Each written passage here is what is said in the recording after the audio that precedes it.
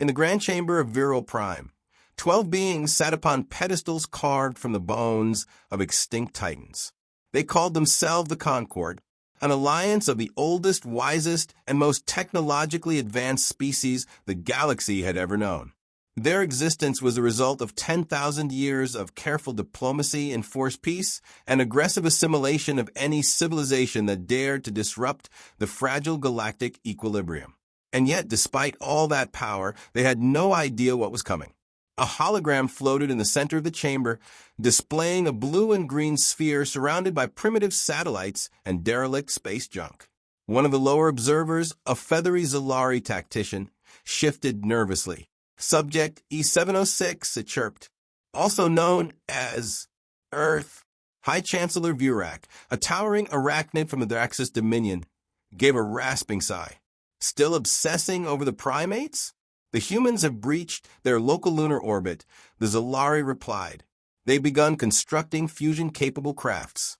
There's talk of self-replicating drones. And they've—" "Stop," Vurak interrupted with a wave of his chitinous limb. "We've heard this before. Always talk, always noise." The chamber rippled with amusement. A Kali diplomat emitted a sound akin to bubbles popping underwater, their species' version of laughter. "They haven't even unified as a planet," hissed the Zenthri representative, who floated in a gel tank. "Still fighting over religion, dirt, water." Vurak leaned forward, letting his shadow stretch across the chamber floor like a predator looming over prey. "Let me remind this chamber of a simple fact. Humanity has no warp drives, no slipstream beacons, no plasma matrices. They've barely left their solar system. They are ants. Curious? Yes. Capable? Perhaps. Dangerous?" He clicked his mandibles. "Not remotely." The chamber collectively nodded. The consensus was clear. Earth was irrelevant. 3 cycles passed, then 4, then 6, and then, without warning, the Dauntless emerged from the Zenthri expanse. It wasn't a military vessel. It wasn't even properly shielded, but it had made the jump. Uninvited, unregistered, unapologetic. For the first time in recorded history, a pre-fold civilization had hacked a fold drive from scrap transmissions and brute-forced its way across the stars. The Concord didn't panic. Not at first. They laughed again, called it luck. They sent an escort ship, a courtesy, they said, to guide the humans back to Sol with a firm reminder that unsanctioned warp travel was prohibited. But the escort never returned. Its last transmission was corrupted, just static and a looping fragment of an old human song. "Rocket Man, burning out his fuse up here alone." Then came reports from frontier stations. Terran science vessels harvesting black hole radiation. Salvage drones reverse engineering dead alien stations. Human scouts speaking fluent Zalari and Draxus dialects, languages never officially taught or shared. Worse still, on Viral's moons, anti-Concord graffiti began appearing. In English, "You should have welcomed us when we knocked." The Zalari tactician, now hoarse with desperation, presented his findings again. "We intercepted human communications. Their systems have no central authority, but they collaborate at speeds we can't simulate. Their AIs are self-evolving. One of their war simulations ended with an AI composing a poem, then designing a gun that shoots faster when angry. They're experimenting with emotional code," gasped the Drenari speaker, whose species viewed feelings as viral mutations. "Worse," the Zalari said, "they're succeeding. On the planet Erith 9, a Concord mining operation vanished overnight. Investigators found the site melted into slag, and a Terran flag planted in the center, fluttering in artificial wind. Below it, a crude plaque. 'Sir, we needed the cobalt. Thanks in advance.' The council convened again. 'This is piracy,' shouted the Zenthri. 'No,' murmured Chancellor Vurak, finally losing his calm. 'This is infiltration.' The humans weren't following galactic protocol. They weren't asking for trade. They weren't begging for peace or plotting war. They were simply acting and adapting with unnatural speed. A leak from an intelligence outpost contained an intercepted human transmission, a debriefing from one of their Black Ops units. engaged unknowns, learned mid-fight, rewrote tactics, disarmed neural disruptors with carbon wire, stole their language in under 5 minutes. Also, their coffee was terrible. 5 minutes, an entire language. Concord researchers debated the implications. A neuroquantum specialist fainted. The final warning came from the silent planet of Cormac. A research team of 7 Concord specialists, led by a legendary Zenthari linguist, landed to study psychic anomalies rumored to exist beneath the crust. They never returned. Instead, the council received a message, not a threat, not a declaration, a file titled "Your Arrogance is Not Our Responsibility," containing audio logs, DNA samples, battlefield simulations, and a 3D schematic of a human-built wormhole stabilizer small enough to fit in a cruiser. Built without Concord knowledge, without permission, without limits. Vurak played the file twice, then 3 times, then sat in silence. "They're not waiting for permission," he whispered. "They're not asking to be invited in." The next morning, the Galactic Concord sent envoys to Earth, not as conquerors, but as cautious diplomats. The ships were greeted in orbit by a Terran AI interface named Echo. "Hello, honored guests," the AI said with perfect cadence. "Welcome to Earth space. Our atmosphere is a bit rough, but we've learned to breathe chaos. I hope you do too." Behind the AI, a fleet emerged. Not sleek, not beautiful, but alive, patched with alien alloys, warped with reverse-engineered Concord tech, humming with purpose. The humans weren't posturing anymore. They were here, and the galaxy had run out of time to ignore them. The Galactic Concord didn't formally declare war on humanity. They didn't have to. Instead, they did what ancient empires always do, containment masquerading as diplomacy. They placed trade restrictions on all systems within 3 parsecs of Earth, issued exploratory boundaries, maps that quietly erased human expansion routes. Concord media described Terrans as overzealous children with unstable toys. They hoped to cage Earth behind red tape. What they didn't expect was the Terran Interstellar Accord. Unlike the Concord, the Accord was not a neat structure of ranked species and rigid hierarchy. It was a pact of necessity, stitched together by urgency and imagination. Terraforming syndicates, rogue AI factions, private warlords turned diplomats, all under one banner, reluctantly led by a man who had never set foot in space before the age of 65. Admiral Okoro, once a teacher of political history in old Lagos, now the commander of humanity's first response fleet. "The Concord doesn't fear us because of our weapons," he said in his first broadcast. "They fear us because we never stop questioning where the ceiling is." Within months, Earth's scattered space stations began whispering with something more than ambition. Coordinated drone flotillas appeared in forbidden sectors. Concord patrols found their weapons inoperable, fried by pulse disruptions they couldn't trace. Stations they had marked as dead were suddenly broadcasting again, with bluegrass music, oddly enough. Concord intelligence labeled it an anomaly. It wasn't. It was a gambit. First came the rumors. Strategic disinformation campaigns planted across every Concord node. A Skarathi diplomat returned from a summit on Pelora. 3 claiming humans had tamed a black hole in the Alphan Rift. No proof, just whispers. But traffic in the region dropped by 70% within days. Then came the Cultural Contamination Protocol incident, wherein a group of Terran sociologists uploaded carefully edited versions of ancient Earth mythologies into Concord children's learning modules. Within a week, thousands of Concord offspring were reenacting Star Wars and quoting Sun Tzu. One viral school reported students organizing into Jedi councils and holding mock lightsaber trials. The council tried to censor the content, but it was already too late. Human culture, adaptable and infectious, had seeped into the galactic mindscape like an idea virus. The breaking point came at Titan 6. A Concord fleet of 17 ships approached the icy moon with orders to dismantle an unauthorized Terran colony. They arrived to find a city, not a military base, not a forward command post, but a living, thriving metropolis of humans. There were no weapon systems, No turrets, no fortifications, just families, children, cafes, public art, temples dedicated to multiple faiths, some human, some alien. The Concorde commander, a Zenthri war strategist named Krivol, hesitated. This is a violation of Section 9, he declared. A human boy ran past his soldiers and handed him a flower. There were cameras everywhere. Broadcasts were already being streamed live across the quadrant. Billions were watching. Krivol couldn't order a strike. That's when the skies cracked open.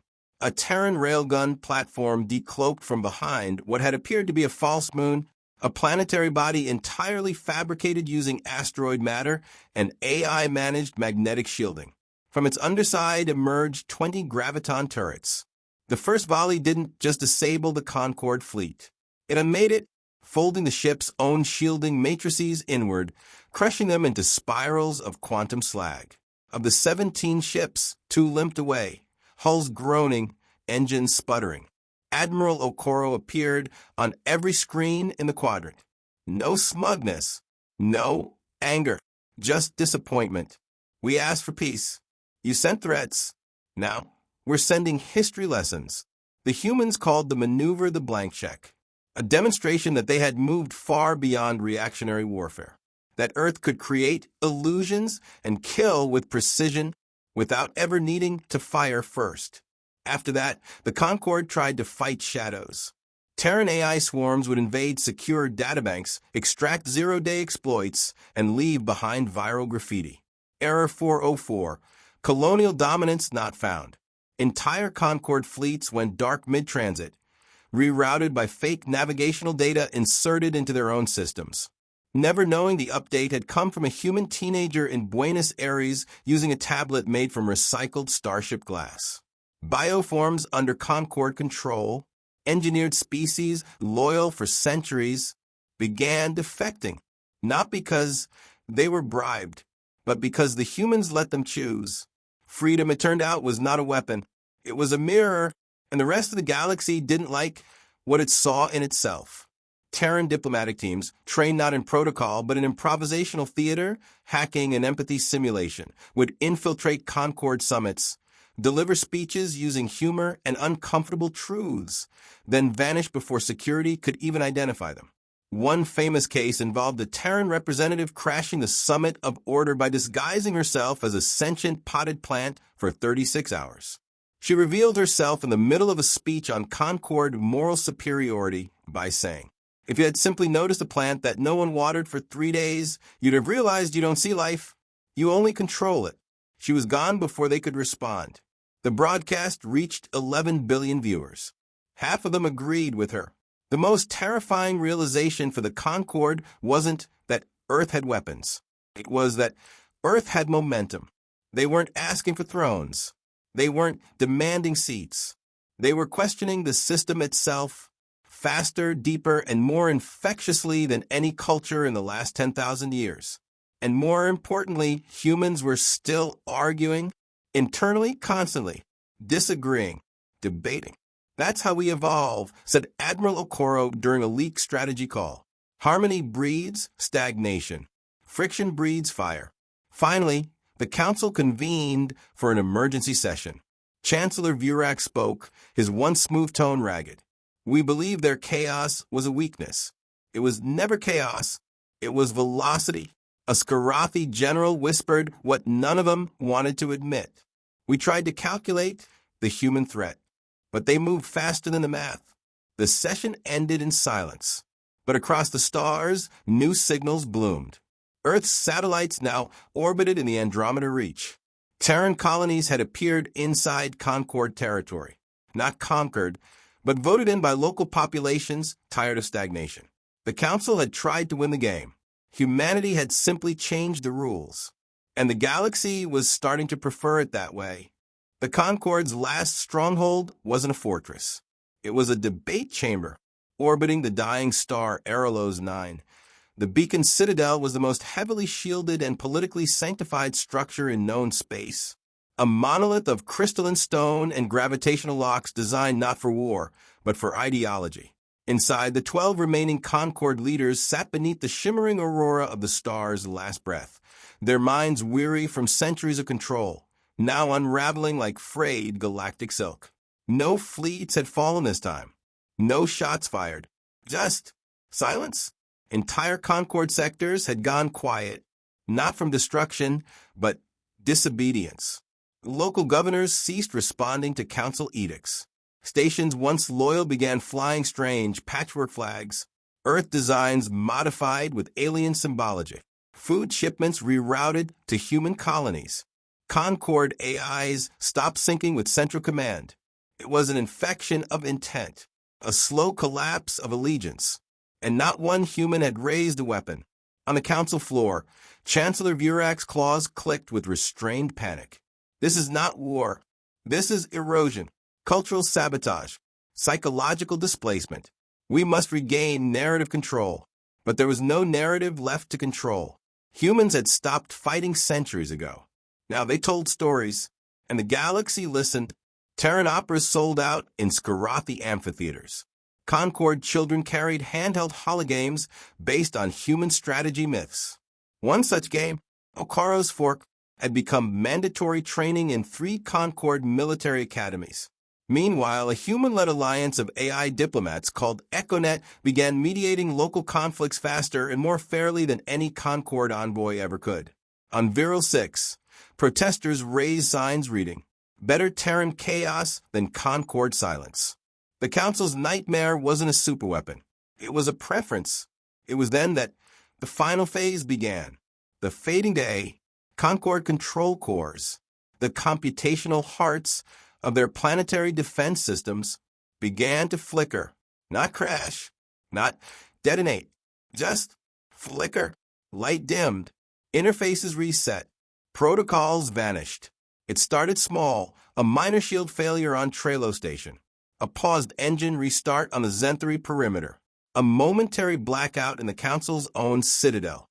At first, technicians assumed a glitch, but when they traced the code, they found something ancient, something deeply embedded, a melody, a sequence of notes embedded in the boot code of millions of Concord systems. Twinkle, twinkle, little star. It was a Terran lullaby. The virus had been installed decades ago, hidden within Concord broadcast bands, disguised as educational programming. It had slumbered in their systems, learning, watching, waiting. When it activated, it did not destroy. It simply unplugged. In one galactic rotation, 87% of Concord weapon systems, defense grids, communication relays, and enforcement drones went dark. No explosions, no massacres, just stillness. The Council summoned every military advisor, every ancient AI, every strategic oracle. None could offer a solution, because this wasn't war. It was irrelevance. Earth hadn't conquered the galaxy. It had made the galaxy question its conquerors. Your grip failed not because we resisted, Admiral Okoro said during a public broadcast viewed by 43 billion lifeforms, but because your hand was already tired. His face, old, weathered, deeply human, appeared without polish or artifice. You never understood what you were up against. It wasn't just weapons or tactics or AI. It was a refusal to be predictable. A refusal to obey patterns. You mistook our dysfunction for disorganization. But humans, we evolve in storms. And you built a house of glass in the rain, on the edge of the Andromeda Veil, where Concord remnants attempted one last consolidation. The archive war began and ended in under 8 hours. Terran archivists, not soldiers, leaked thousands of classified Concord atrocities to every planetary network. Species sterilizations, culture suppressions, economic manipulation on a galactic scale. Proof, receipts, truth, unfiltered and brutal. Entire Concord-aligned species turned overnight. Military crews mutinied. Civil governments declared neutrality. And some worlds, in moments of pure catharsis, erased the Concord's name from their own star charts. The Council, cornered in Beacon Citadel, issued a final message to Earth. Not surrender, not apology, but a question. Why did you do this? You had won. Why humiliate us? Earth responded not with a diplomat, but with an artist. A woman named Naomi Sun, born in orbit over Mars, stood before the council in a humble brown cloak. She carried no armor, no weapon, just a projector. She pressed a button, and light spilled across the chamber. It wasn't a battle map. It wasn't a fleet display. It was a story, a visual montage of human history, not glorified but honest. Cavemen, wars, plagues, slavery, revolution, art, technology, music, hope, every mistake, every triumph, a symphony of becoming. At the end, she turned to the 12 leaders. You never feared our power. You feared our capacity to absorb pain, to reforge it, to grow in spite of it. That's why we never stopped. Not because we were angry, but because we believed something better was possible. She paused and smiled, and you can still be part of it. Silence filled the chamber. Then one by one, the counselors removed their insignia and walked away. The Terran Interstellar Accord never became an empire. It became something far stranger. A network, a fluid web of ideas, cultures, languages, and disagreements, all bound by one principle: forward together, or not at all. Humanity didn't sit on a galactic throne. They sat beside every species who chose to imagine something greater. Their motto was carved into the halls of every station they built. We are the question, not the answer. But still, on distant worlds, beneath foreign suns, the old ones whisper of the days before, of a time when Earth was dismissed as a primitive world, of how that blue marble birthed not monsters, but mirrors, and why the galaxy will never ignore the human thread again.